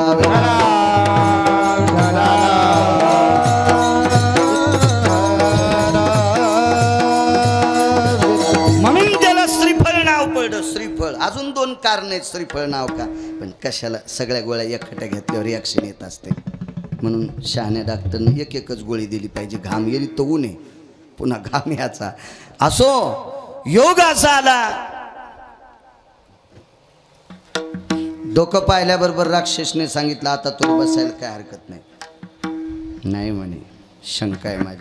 अगं काय शंका घेती, हुबेहूब रक्त पडायला लागले. असा माणूसच कोणी नाही, तो राम आहे. ठीक आहे. राक्षसनीनं सीतेला उचललं आणि त्या विमानात टाकलं. आईसाहेब बसत नव्हत्या. इतक्या राक्षसनीनं कवटाळलं तरी सुटू लागल्या, तरी पकडलं, पुन्हा सुटल्या, तरी धरलं, पुन्हा सुटल्या. शेवटी राक्षसनीची ताकद मोठी झाली आणि इतक्या हव्यासानं सीतेला उचलीत असताना त्रिजटा रडू लागली. आक्रोश करू लागली. काय नालायक हे माझा काका, म्हणजे तिचा चुलता. हलकट हे माझा चुलता, ह्याला अक्कल नाही. 80,000 बायका असताना कशाला बाईवर बाहुबळ करायचं. रडू लागली. आणि विमानात सीता बसली की खत खत खत खत खत खत त्रिजटा हसली. ही त्रिजटा खुर्चीसाठी भजन करणाऱ्या भजनेची पोरगी होती. आपण बी त्याची आधी तिथं, आपण बी पाकिटासाठीच करतो ना. आपण कुठं लगेच त्याचे चुलतेचे, आपण बी आपण त्याच्यासाठीच करतो ना.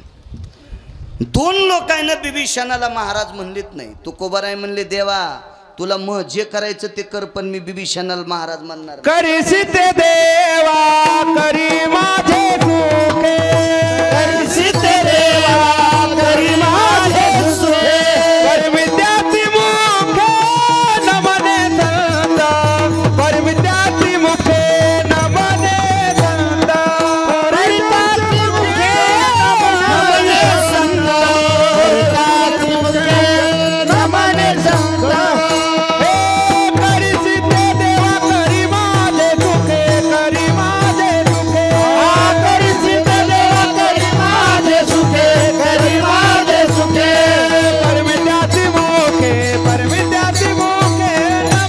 संत, परमित्याची मुखे नमने संत. जुन्या बाईनं घातलेलं लोणचं 3ऱ्या वर्षी पाण्यात बुडून फोड चोखा ते गोडत लागतं लोणचं. तशा जुन्या म्हाताऱ्या. कालच्या टिकलेवालीन लोणचं घातलं की 9व्या दिवशीच वरून फेदरी लोणचा. ग कस्तुरे काय तू लोणचं घाली ते असं. वय झालं तरी आवाजात गोडवा. ही तर मोठी लोक आहेत, त्याचा विषय नाही. तारुण्य दशेतली लोक आहेत ती. वय झालं तरी ती रग आहे अंत करणार. भक्तीची ताकद. करीशी तरी देवा करी माझे सुखे परिमित्यासी मुखे नमन. पण या तोंडानं मी बिभीषणाला संत महाराज म्हणणारच नाही. भगवान म्हणले तुकोबर आहे मी म्हणायलो तुम्ही कोणाला म्हणता तुमच्याहून मला काय घेणे. असेल तुमचा काही स्वार्थ याच्याकरता म्हणत असताल त्याला महाराज, पण मी म्हणणार नाही. तुकोबर आहे म्हणलेच नाही. पैठणमधले मालक दादा तू लयच आगाव बोलले. हो काय म्हणले पैठणमधले मालक.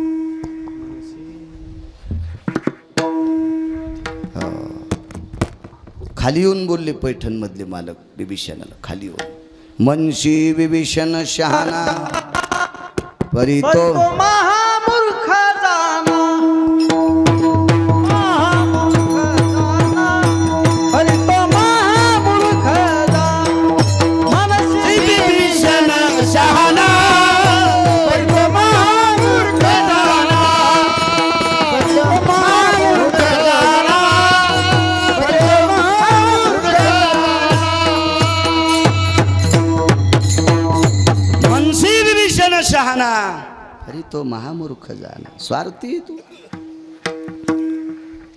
त्या बिभीषणाची मुलगी अशी खतखत हसली दादा. तर सीताई साहेबाच्या अंतकरणात शंका आली. टाकताना काय बोंबलू लागली, काय इवळू लागली, काय रडू लागली, काय डोळ्याला धारा लागल्या, काय छाती बडू लागली. नका ग टाकू सीतेला, थांबा ग, कशाला ऐकत आमच्या काकाचं, इतकी ओरडू लागली. आणि त्या विमानात टेकलं की खतखतच हसली. माझी शंका येते ना हो. सीताई साहेबाच्या मनात शंका आली दादा.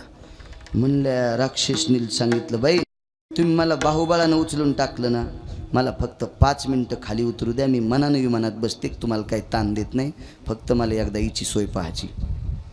कोणाची. त्रिजटीची. सांग तू एकदा रडली का आणि एकदा हसली का, तर तो कुंभ किती हुशार आहे आता कळल. म्हणे सीते मी कशा करता रडेन कशा करता हसले तुला सांगते, पण जरा बाजूला चल ना. ह्या राक्षसनी कारण कळाल्यावर पुन्हा रावणाला सांगते, त्याच्यामुळे तू बाजूला चल, गुप्त एकांतात बोललं पाहिजे. बाई का रडे सांगू.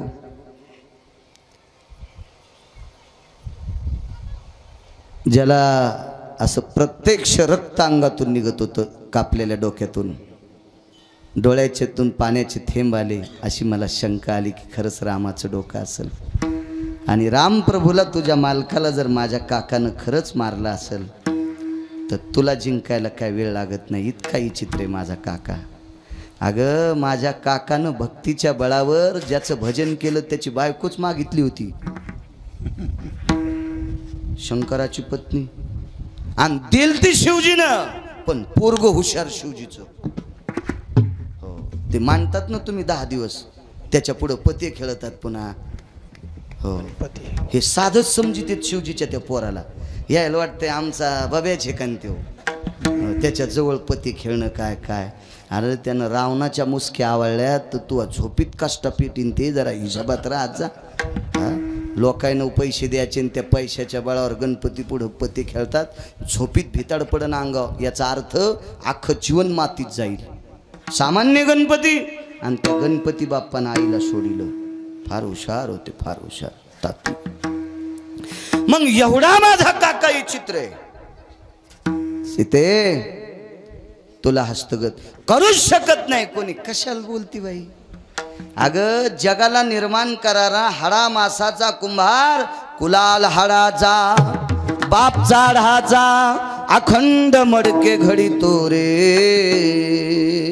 हे 3.5 हाताचे गाडगे तयार करायचा कुंभार, सत्यलोकाचा मालक विधाता, भक्तीच्या बळावर माझ्या काकानं देवध्वाला ठुला. देवपूजा करायला होतो ब्रह्मदेव. चतुराननो भयो प्रातार विनियोग यत् प्रातोर षोडशोपचारे विनियोगेन पंचोपचारे सप्तसागरं हवानांज प्रियतां नमः पंचगंगा हवानांज प्रियतां नमः रत्नोदक भयस्थितो चंदनंज महत्पुण्यं पवित्र पापनाशनाक्षिदंज महत्पुण्यं पवित्र पापनाशना. हे मंत्र म्हणण्यासाठी ब्रह्मदेव ठुलाय माझ्या काकानं. जगाला प्रकाश देणारा दिनपती दिवे लावायला आहे. जगाला प्रकाश देणारा निशापती त्याचं कूलर आहे कूलर. विंझणे वारीत शे निशापती. निशापती म्हणजे चंद्र, कुलार इंधन म्हणजे वारं. वारं घालित इतका माझा काकार गेले. तुला हस्तगत करायला काय लागतंय म्हणून रडत होते ग. बरं ठीक आहे जाऊ दे, तुझं माझ्यावर प्रेम आहे. रडत होती, हसली का? मला काही क्षणात कळालं राम जिवंत आहेत. पागेलीस का ग तू? तुला अक्कल आहे? मला टाकत असताना रडती आणि मी विमानात बसल्याबरोबर तुला कळते माझे राम जिवंत आहेत. कोण सांगितलं तुला? वसकावून बोलल्या सीताई साहेब महाराज. तर त्रिजटा हुशार होती, म्हणले बाई दटू नकोस ना मला, मी खोटं कसं बोलू. ज्या विमानात तू बसलीस का त्या विमानाची अशी खासियत आहे, या विमानाला विधवा स्त्रीचा पाय लागला की विमान जळून जाते. या विमानाला विधवा स्त्रीचा पाय लागला की विमान जळून जाते. आणि तू 5 मिनिटं झालं या विमानात बसलीस तरी विमान जळत नाही. याचा अर्थ तुझ्या कपाळावरचं कुंकू शाबित आहे. काय विद्वान असेल महाराज विमान तयार करणारा? असा सापडू शकतो कोणी विमान करणारा? त्याचं नाव आहे तत्वकुंभ. करातून मिठी मारली त्रिजटेला. बाई माझ्या कपाळावरचं कुंकू जिवंत आहे हे विमान सांगताना तुला माहित आहे. त्याचं नाव होतं तत्वकुंभ. दादा रावण मारला. रावण मारल्याच्या नंतर विभीषणाला राज्य दिलं. तत्वकुंभाला जहागिरी दिली काही कोपऱ्यात लंकेची. आणि प्रभू रामचंद्र अयोध्येत पोचल्यावर पाठीमागून निरोप आला, पत्र आलं. ते पत्र भगवान परमात्मा वाचत असताना डोळ्यातून पाणी येत होतं. सगळ्यांनी विचारलं का रडता? सांगत नव्हते. एका व्यक्तीनं पाय धरले आणि विचारलं, प्रभू का रडता? तिचं नाव होतं उर्मिला. उर्मिलेने विचारल्याबरोबर डोळ्यातून पाणी आलं प्रभू रामचंद्राचं. सांगितलं, ऐक ऐक ऐक ऐक, तुझीला मोठी ताई म्हणतीस का? तिच्या कपाळावरचं कुंकू शाबित आहे असं सांगणारं विमान तयार करणारा तत्वकुंभ नावाचा व्यक्ती पहाटे ब्राह्मी मुहूर्तावर गेला आहे. 127 विद्वानापैकी एक विद्वान होता. रावणानं हस्तगत केलता तो. असं इमाम तयार करायची ताकद ज्याच्याकडे, तो तत्वकुंभ नावाचा व्यक्ती. त्याच्या सुद्धा उशाला येऊन या काळ बैसला. येऊन या काळ बैसला. येऊन या काळ बैसला सेव. येऊन या काळ बैसला सेव. रागी तोचे कैसा डोळे आता. रागी तोचे कैसा डोळे आता. रागी तोचे येऊन या काळ बैसला सेवसा. अजूनिया कैसा डोळे झाकी. अजूनिया कैसा डोळे झाकी. अजूनिया कैसा डोळे झाकी. येऊन या काळ बैसला सेवसा. रागी तोचे कैसा डोळे आता. रागी तोचे कैसा डोळे आता. रागी तोचे कैसा डोळे आता. येऊन या काळ बैसला सेवसा. झाकी तो शिकैसा डोळे आता. किती मोठा तत्वकुंभ. ज्याच्या बुद्धीचं टोक तपासित असताना विधात्याकडे तराजू नाही असा एवढा अधिकारी तत्वकुंभ जर जाऊ शकतो, दादा आपली काय कथा आहे. काळानं सोडलं नाही. ज्या दिवशी काळ उशाला बसत असतो, आयुष्याचा बॉन्ड संपला रे संपला की महाराज त्याच्याकडे एक कातर आहे, कनेक्शनच तोडून टाकते. आता येणं जे कनेक्शन तोडलं की ते कूलर बंद. तसं त्या यमाजवळ एक कातर आहे, शरीराचे आणि आत्म्याचं कनेक्शन तोडतंय. तुटला आयुष्याचा दोरा. आयुष्याचा दोरा. तुटला आयुष्याचा दोरा. आयुष्याचा दोरा. येरवा उगा पसारा. येरवा उगा पसारा. हिरवा उगा पसरा. हिरवा उगा पसरा. हिरवा उगा पसरा. हिरवा हे तुटला आयुष्याचा दोरा. येरवा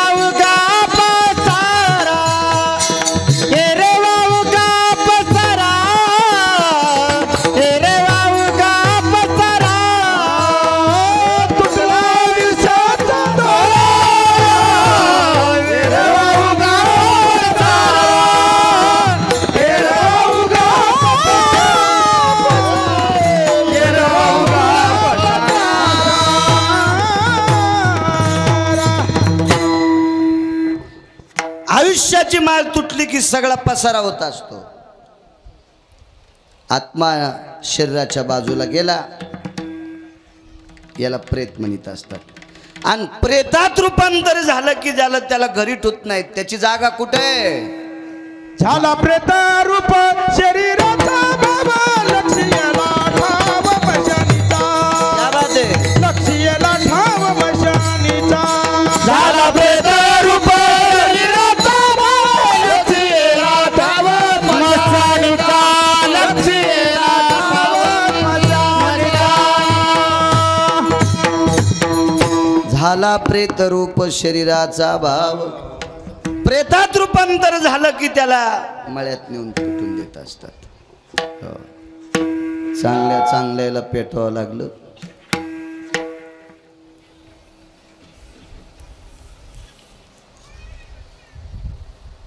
स्वामी राम नावाची एक व्यक्ती होऊन गेली. राम शास्त्री नावाची व्यक्ती वेगळी, पेशव्यांच्या काळातली व्यक्ती होती. स्वामी राम नावाची व्यक्ती ही स्वातंत्र्याच्या अगोदर 10-12 वर्षाच्या काळातली व्यक्ती, फार अधिकारी व्यक्ती.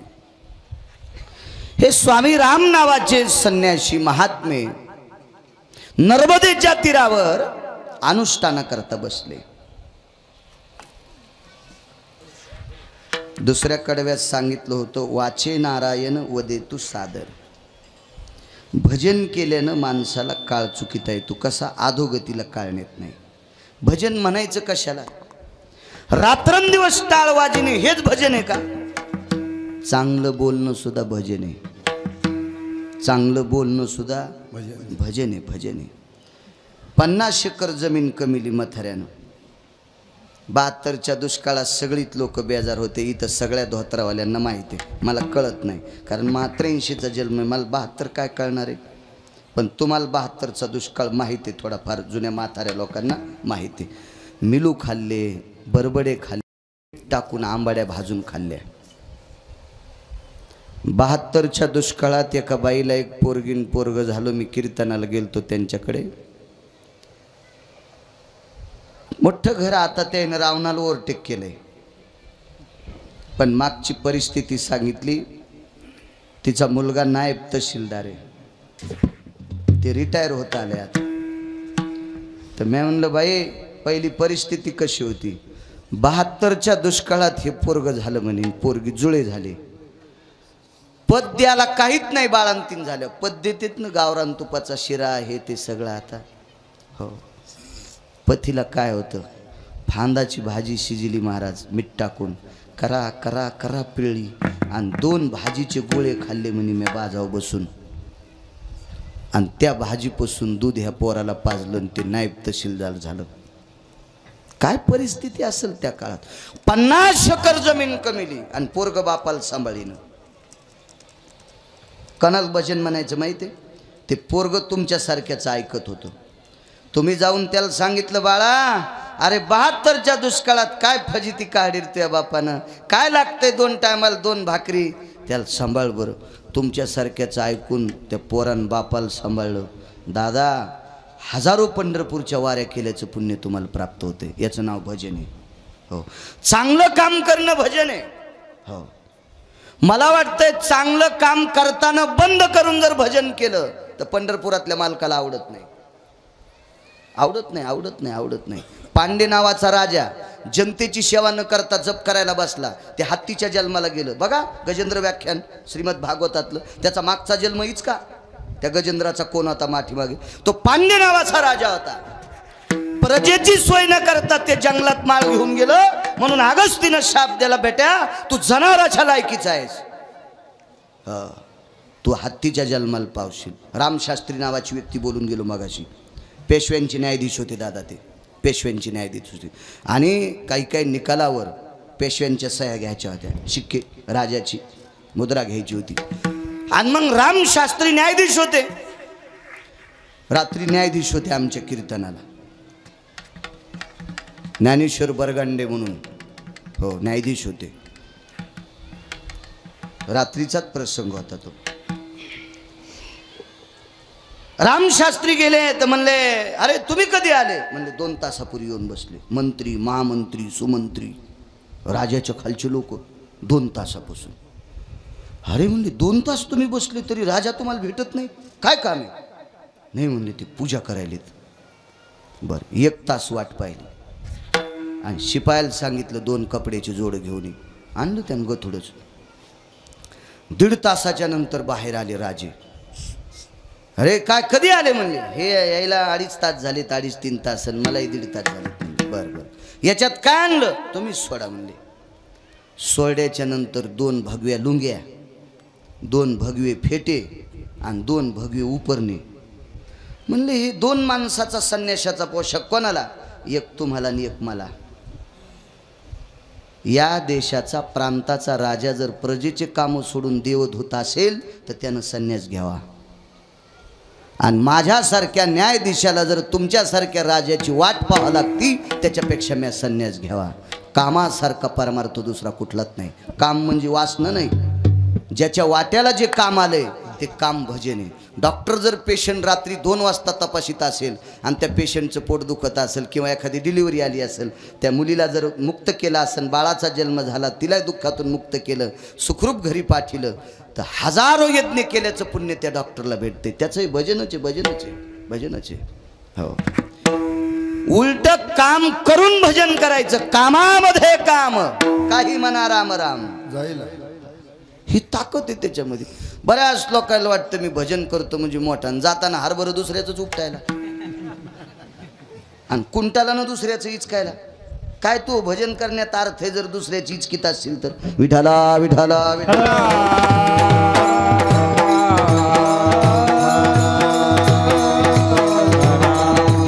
स्वामी राम नावाचे संन्यासी, हे रामशास्त्री वेगळ्या, हे राम नावाचे संन्यासी फार मोठे. हे 1949 ते 51 शंकराचार्य होते. 1949 ते 51 शंकराचार्य होते. ते 2 वर्ष शंकराचार्य पद भोगले. शेवटचा आता मुद्दा येऊन या काळ, आपला टाइम बी होती, माणसं जेवायची, तर हो हिशोबात आवरलं पाहिजे कीर्तनकारांना. पदाचा राजीनामा दिला. माझ्याकडे एवढे पैसे नाहीत तरी एक मुद्दा सांगतो तुम्हाला. 100 कोटी रुपये जर खर्चिले तर 1-2 बाऱ्या खासदार होता येते. अक्कल नसली तरी होता येते, पण पैसे तितके पाहिजे.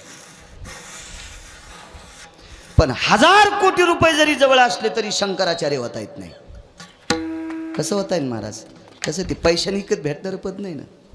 हा, गाढवायचे मत पैशाने विकत भेटतील, नालायकायचे मत पैशाने विकत भेटतील, पण शंकराचार्य पैशाने होता येत असतं का? ज्यानं जीवनभर व्याभिचार केला त्याला उतरेश्वर वारकरी कसं होता येईल? एक मुद्दा सांगू का सोपा? बाल ब्रह्मचारी त्यालाच होता येते ज्यानं जीवनात लग्नच केलं नाही त्याला. संन्याशी लग्न करणाऱ्याला पण होता येते, संसार त्यागायचा मग तो नुसता संन्याशी. पण बाल ब्रह्मचारी नाहीत म्हणतायत त्याला, ज्याला जीवनात कामाचा संग नाही त्याला. तो त्या यादीत शंकराचार्यांच्या, तो अधिकार लागन ना दादा. आणि त्या शंकराचार्य पदाचा राजीनामा. आता कोणते बी पद,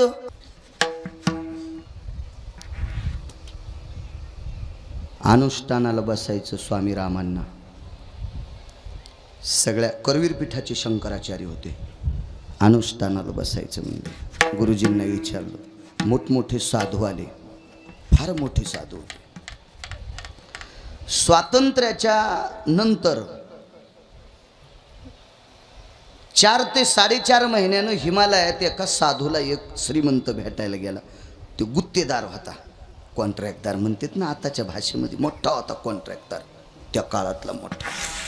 तर हिमालयाच्या पायथ्याला तपश्चर्या करायला बसलेल्या साधूला भेटायला तशा सस्त्याला 2 कोटी रुपये घेऊन गेलो. दिले त्या महात्म्याला 2 कोटी. त्या महात्म्यानं ते पैसे घेतले ना असे खाली आथरले, त्याच्यावर मांडी घालून बसलो. ते महाराज मांडी घालून बसल्यावर पुन्हा मांडीला 1-2 काड्या टोचल्या. रे दिले पैसे ढकलून. क्या लाया रे बोले तूने, इसका तो बिस्तर भी नहीं होता. सब चुप रे बोले खड़े. याली हिंदी जरा जरा मला. सब चुप रे बोले. काय कुला आहे बोले तुम्ही? स्वामीजी 2 कोटी रुपये आहेत. मग एक काम कर बोले, 1 किलो बोलू का मैं हिंदीत, अभी तू पटपट जा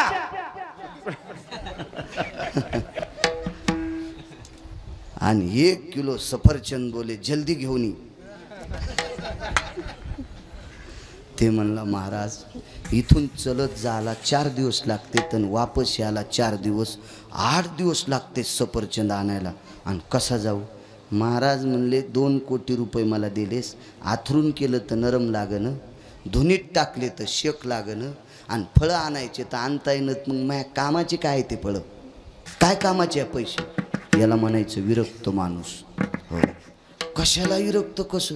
दुसऱ्याचा लाईट शार्ट झालेला एक जणांनी फेकून द्याला बाहेर, शार्ट झालेला लाईट, यानं पुढचं काच फोडलं आणि मागचं ते असतं ना ॲल्युमिनियमचं खिशात टाकून घरी नेलं. मी म्हणलं कशाला ते? म्हणला याच्यावर पोरायला गारी गारी येते. आणि ह्यो संन्यासी ह्यो महाराज झाल्यावर काय कामाचा आहे का नाही? एका दिवसात भारती किन्न ह्यो कोणाच्या हावली करीन ना ते.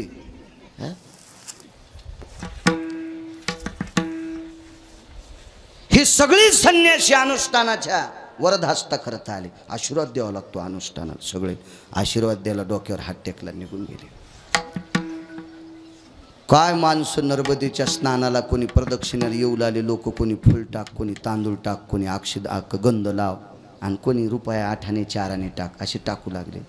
याच्यात काय भेटतं? त्याला उठता येतं का त्या महात्म्याला? बाजारात जाता येतं का? मग काय कामात? पण फळ कोणी टाकीत न, एखादं सफरचंद टाकीनं, टाकीनं, काहीच टाकीनं, कोणी काही देईनं. 3 दिवस अनुष्ठान झालं, शरीर कृश झालं. दादा सकाळी आंघोळीला गेले आणि नर्मदेला प्रणाम केला. माय अनुष्ठान सफल होईल का? तितकंच म्हणले. दुपारच्या आंघोळीला गेले. माय अनुष्ठान सफल होईल का? तर दुपारच्या वेळेला माळा सुवर्णाचा रत्नजडीत हात नर्मदेच्या पात्रातून हात वरी आला. हात वरी आला. त्या हातावर एक सोन्याचं पात्र होतं. जुट्यांना पात्र होतं सोन्याचं, आणि त्या सोन्याच्या पात्रामध्ये गावरान गाईच्या दुधाची गावरान तुपातली खीर होती. ले लो बोले, आपका अनुष्ठान सफल हो जाता है. जलदेवतेच्या रूपात नर्मदा माय बोलली. रोज दुपारी खिरीचं पात्र यायचं हनुमंतदादा, रोज दुपारी. अनुष्ठान संपलं. गुरुजी भेटी करता आले. कोणी व्यवस्था केली? नर्मदा माईने केली. म्हणले अरे पात्र अक्षय देऊन टाक, अनुष्ठानापुरतं तुझ्या करता होतं. म्हणले स्नान केलं आणि ते सोन्याचं पात्र नर्मदेच्या पाण्यात पालतं घातलं. पात्र निघून गेलं. दृष्टांत संपला. या बा घरी काम नाही केलं टायमाला तर बायको भाकर देत नाही पप्याची माय, तर नर्मदा खिरीचं पात्र देते. सामान्य गोष्ट आहे महाराज. नर्मदा खिरीचं पात्र ज्या साधूला देतो ती स्वामी रामांना, त्या स्वामी रामांसारख्या सुद्धा उशाला येऊन या काळ बैसला सेवसा, येऊन या काळ बैसला सेवसा, येऊन या काळ बैसला सेवसा, येऊन या काळ बैसला सेवसा. राखीतो शिकायचा डोळ्यात, राखीतो येऊन या काळ बैसला सेवसा, येऊन या काळ बैसला. हा येऊन या काळ बैसला सेवसा, येऊन या काळ बैसला सेवसा. आखी डोळे निघूके गेले, आखी डोळे गेले डोळ्यात, डोळे आता वाचे नारायण वधू तुझा, वाचे नारायण वधू तुझा. राखीत शिकायचा डोळे आता, राखीत शिकायचा डोळे आता. वाचे नारायण वधू तुझा, वाचे नारायण वधू तुझा. दादर किती मोठे असतील लोक, नाही सोडत काळानं. 5 मिनिटं शिल्लक आहे माझा वेळ. एका बाईचं 27 दिवस बाळंतपण केलं पंढरपुरातल्या मालकानं, सगळ्यांना माहिती आहे. चोखोबाची बहीण झाला सारंगधर आणि वहिनी उघडादार हक्का मारी. 27 दिवस बाळंतपण केलं. कोणाचं पुण्य असेल? नवऱ्याचं, मुलाचं. मुलगा व्हायचा राहिला होता, पुण्य होतं सासऱ्याचं, आशीर्वाद होता सासऱ्याचा. 27 दिवस पंढरपुरातला मालक लुगडं नेसला दादा आणि बाळांती धुतले. बाळाती किती बेकार असते त्या जुन्या बायकायला विचारा. मी काय बाळातीन झालो नाही अजून, फक्त मला वाचायचं नाद आहे.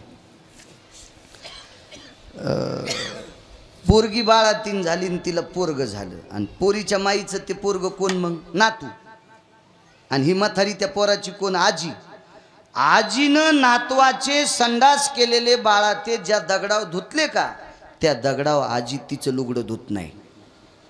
सांगावं एखाद्या बाईने मी धुते म्हणून, मी तिच्या मरुस्तर छपला सांभाळितो. हो, म्हणजे नातवाचे बाळाते ज्या दगडावर धुतले का, त्या दगडावर आजी स्वतःचं लुगडं धुत नाही. मला माहीत होतं आमच्या मसुबाच्या डवाला करपराव बायका धुणं धुवायला जात होत्या. मसुबाच्या खालून ज्या बाया धुणं धुवाल्यात असं लक्षात घ्यायचं यायची तर कोणतरी बाळातीन झाली. वरी धूत देत नव्हत्या, बायाले कुरकुर करीत होत्या. माले देवलसनी हे मोठी निर्मळे, खाली मरावनं खाली खपावून अशा कडा कडा बोट मोडीत होत्या बाया. काय काय म्हणून जिच्या घरी बाळांतीन झाली का त्या खाली धुणं धुत होत्या. हो, इतके बाळांते घाण. त्याचे हात किती पवित्र असतील मालकाचे, आणि त्या पवित्र हातानं पंढरपुरातला मालक ते बाळातीत होत होता 27 दिवस. याच्या पलीकडं सांगू का, माणसानं लुगडं नेसलेलं पाहायचं नाही. हो, पाहायचं नाही, निषेध सांगितलं. किती निषेध. एकदा पंढरपुरातल्या मालकाला लुगडं नेसावं लागलं एका म्हाताऱ्याला मारायसाठी. त्या म्हाताऱ्याचं नाव पितामह भीष्माचार्य. हो, लुगडं नेसला, लोक शिखंडी झाला. खटवाम क्लिंब्याम भयो हो येत शिखंडी भय जायो हो, अपात्रो पुरुषार्थो जायो, द्वापारे च दर्शयामी, स्थिताम द्वापारे च भयानाम, अंबरा भय कामिनी, स्वरूपा नटा भयस्ततेव च, जगदानंद कंदपतये नमः. किती खाली यावं लागलं मालकाला. शिखंडी झाला मालक, शिखंडी. 27 दिवस लुगडं नेसला. ताकद कशाची? 3 गोष्टीची मुद्दा ऐका आणि मग आपला जय विठ्ठल. चोखोबरायच्या वडिलाचं नाव रानोबा नावाची व्यक्ती होती. भजन कशाला म्हणते ती एका मुद्द्यात कळतं तुम्हाला. आता बाईनं मालकाची सेवा करणं भजन, मुलानं आईवडिलाची सेवा करणं भजन, घरातल्या सगळ्या तरुण लोकांना घरातल्या म्हाताऱ्या माणसाची सेवा करणं भजन. हो, बाई मालकाला नीट बोलत नसल, सोहळ्यात जात असेल तर समजायचं चुडेलीन फिरायली. गळ्या शपथ मला पाप लागन मी जर खोटं बोलत असेल तर. हो, महाराज घरी आल्यावर काजू बदाम टाकून दूध देते, आणि पप्प्याचा बाप चहा करा म्हणल्यावर म्हणली सकाळीच प्यालता ना. अशी बाई ज्या गावात असेल दादा त्या गावात पाऊस कमी पडतो. हो, प्रजन्यो खंड वृष्टी हो, कामिनी निषदो भया आबलाहा, व्रतारेव च शैवानां, गत्वा खंडे शिस्ततः, धरादिवी रुष्टयं, प्रजन्ये खंडोस्ततो जनाः, नैवं गांजा कसम लिखितम. हे गांजा फुक्यान लिहिले का? खंडवृष्टी पडत असती. मालकावर श्रद्धा कमी असणारी स्त्री ज्या भागात आहे त्या भागात. बाईचा सर्वात मोठा आपला देव नवरा आहे. मुलाचा सर्वात मोठा देव आपले आई वडील आहेत. मायबाप केवळ काशी, तिने न जावे तीर्थाशी. भजन करीत असेल, कीर्तन करीत असेल, म्हणत असेल म्हातारी जन्म जमतच नाही तर तुला आमुष्याच्या दिवशी पैठणच्या तळ्यात टाकाव. निदान तुला खाल्ल्यावर झिंगे बोंबील तरी सुधरतील. विठाला विठाला विठाला. म्हातारे झाले वडील, थकलं शरीर, आंघोळ घालायचे. चोखोबाराय वडिलाला आंघोळ फुकट नाही काम करीत दादा देव. येडा आहे का तो? आंघोळ घालायचे असे. हाताला धरून मध्ये न्यायचे, धोत्र स्वतः नेसवायचे, बाजीवर नेऊन बसवायचे. पण शेवटचा टप्पा इतका बिकट झाला, कपड्यातच बाथरूम झाली, हातपाय चलनत. आवाज दिला, चोखा. कशाला भजन म्हणायचं बघा. जी बाबा ये मा इकडं. चोखा, उद्यापासून मला खाण्याचा आग्रह करी जाऊ नको रे. आता जाता येत नाही बाथरूमला, लघवीला, संडासला, आणि तू बळच खाऊ घालतो रे. पाय न धोतर भरलं. मग काळजी करू नका म्हणे बाबा. उचललं वडिलाला, घराच्या मागं दगड होता त्याच्यावर टेकलं, आणि एका हातानं वडील धरले आणि एका हातानं पाणी टाकायचं. हे सगळं खरं झालं. हात तर दोनच आहेत. एका हातानं डोकं धरलं, खांदा धरला, आणि एका हातानं महाराज पाणी टाकायचं. पण कमरेचा गुढा सोडून कंबर धुईन कोण? आता हात तर 3 नाहीत. तसेच बसले 5 मिनटं. बाईनं पाहिलं, बाई म्हणजे सोयराबाई. बघितलं, आलादी आल्या. बांगड्या वाजू दिल्या नाही हातातल्या, पाय वाजू दिले नाही. काय? काही नाही म्हणे. लक्ष्मी, बाबाची कंबर धुवायची. मी धुते ना, तू सुनेस. सुनाला सासऱ्याची कंबर कशी धुता येईल? आतापर्यंत कोणी धुतली नाही ना. आणि मी तुला काम कसं सांगू? माझी आई जर जिवंत असती ना सोयरा, माझ्या आईनं पाणी टाकलं असतं आणि मी बाबाची कंबर धुतली असती. माझी आई आधी गेली ग. दुसरी एक गोष्ट आहे ग सोयरा, माणसाच्या 2 स्त्रिया कंबर धुत असतात, एक बायको आणि दुसरी मुलगी. मुलीला बापासाठी काय लाज वाटत असते? मुलगी बाप आहे तो, तिनं काय लाजायचं? पण लक्ष्मी 500 कोसावर माझी बहीण आहे मेहोना राजामध्ये, विदर्भात, बुलढाणा जिल्ह्यात. आणि आई माझी देवाघरी गेली. मला कोण बाबाला जर धरायला कोणी भेटलं तर मी पाणी टाकीन आणि कंबर धुईल. मालक एक करता का? जसे तुमचे बाबा आहेत तसे तुमच्या बाबाला मी एरवी सासरा समजिते, तुमच्या नावानं कुंकू लावते म्हणून. पण आजच्या पुरतं तुमच्या बाबाला मी बाप समजिते, आणि बाप समजून सासऱ्याची कंबर धुते. सोयरा तू पाणी टाक, मी कंबर धुतो. नाही, तुम्ही एका हातानं मामांजीला धरायचं, एका हातानं पाणी टाकायचं, आणि मी कंबर धुते मामांजीची. अण्णा धोत्राचा गुढा सोडा, आणि सुनबाईनं दादा कंबर धुतली.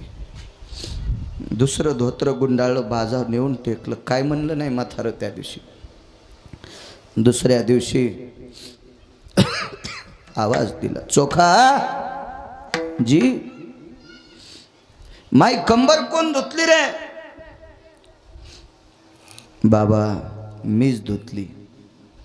खोटं बोलू नकोस चोखा, तुझ्यावर काहीतरी अडचण आहे त्याच्याकरता खोटं बोलतोस. तू वारकरी आहेस, तू खोटं बोलणारा व्यक्ती नाही आहेस. तुला माही शपथ आहे, कंबर कोण धुतली? बोलणं गेले चोखबर आहे. बाबा शपथ घालू नका, कशाला विचारता? म्हातारं इतकं हुशार होतं हनुमान दादा. त्या म्हाताऱ्यानं सांगितलं, चोखा कंबर माझी कोण्यातरी बाईनं धुतली. बाबा तुम्हाला कसं कळालं? कंबर धुताना बांगड्याचा आवाज आला. इतकं हुशार म्हातारं, बांगड्याचा आवाज. आणि बाळा, बांगड्याचे हात 2च माझ्या कमरात लागू शकते. एक मी जिच्या सोबत लग्न केलंय तिथं गेली देवादारी, पण दुसरी माझी मुलगी लांब आहे रे, कोण धुतली? आणि मग चोखोबराच्या तोंडातून वाक्य पडलं, तुमच्या सुनबाईनं कंबर धुतली. ठीक आहे, मला उठून बशितोस?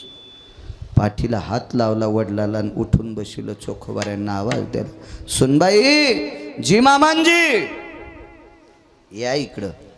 आहो जाऊ बोलत होते पूर्वीच्या काळातले म्हातारे सुनायला, आहो जाऊ बोलायचे. काळ गोड होता तो. बाजावरचे पाय स्वतःचे आखडे चोखोबराच्या हाताने उठून बसलं मुलानं. आणि बाजाच्या पाय त्याला सुनाल बसशील. सुनाला हात दाखिती बाई. महाराज दोन्ही हात सुनाच्या हातात घेतले. बाई तो क्रांती केलीस, तो बदल केलास माय. बायको शिव कमराला हात लागू शकत नाही परिस्थितीत, मुली शिव कोणी लावू शकत नाही, माणसं कोणी लावतील. पण बाई तो सासऱ्याची कंबर धुतलीस. 2-4 मिनिटं सुनाच्या हातावर उजव्या हाताना असं चोंबाळीत राहिलं म्हातारं. काय हात आहे बाई तुझा, काय हात आहे. हात खाली सोडून दिला अण्णा आणि वरी पाहिलं आणि पंढरपुरातल्या मालकाला विनंती केली, 35 वर्ष एकसारखी तुही वारी केली, काय मागितलं तुला. उलट जे जे म्हणणाऱ्या लोकांनी मला तुझ्या दर्शनाला येऊ दिलं नाही, नाही येऊ दे. 35 वर्ष वारी केली, 35 वर्ष श्रीमंत माणसाच्या आंब्याची ढाल तुला आणून दिली. त्या ढालीमुळे एकदा मला मार खावा लागला. पण लक्षात घे देवा, मी जीवनभर तुला काही मागितलं नाही, पण आज मागतो. अरे माझी मुलगी 500 कोसावर रे, माझी मंडळी जात राहिली रे देवा. पण या सासऱ्याची कंबर ज्या सुनानं धुतली तिची दखल घे. मी आशीर्वाद देऊन टाकतो, जिनं माझी कंबर धुतली तिच्यावर कधी प्रसंग आला तर तुझ्या पवित्र हातानं तिचं घाण काम कर. सासऱ्यानं आशीर्वाद दिल्याच्या पुण्याईवर 27 दिवस पंढरपुरातला मालक लुगडं नेसला आणि सोयराबाईचं बाळांपण केलं. याचं नाव आहे भजन. हो, हजारो कीर्तनकाराच्या बरोबरीची बाई होती महाराज ती. किती ताकद बघा. पुढची शंका, देवानं 27 दिवस तिचं घाम काम करावं इतकी ताकद. झालेला मुलगा जन्माला आल्याबरोबर भजन करीत होता. उपजताची कर्म मेळा, वाचे विठ्ठल सावळा. ही चोखोबराच्या मुलात ताकद, ही पत्नीत ताकद. आणि चोखोबराच्या आस्ती विठ्ठल म्हणायच्या. नामदेवे आस्ती आणल्या पारखोनी, घेत पितांबरे चक्र पाणी. पितांबरात घेतल्या समाधी दिली. या चोखोबराच्या भजनानं स्वर्गातला आमरस शुद्ध झालं. अधिकार चोखोबरायचा मोठा, अधिकार रानोबाचा मोठा, अधिकार सोयराबाईचा मोठा, अधिकार कर्ममेळ्याचा मोठा. तरी पण या चौघांपैकी एकही शिल्लक राहिला नाही. येऊन या काळ बैसला, येऊन या काळ बैसला रे.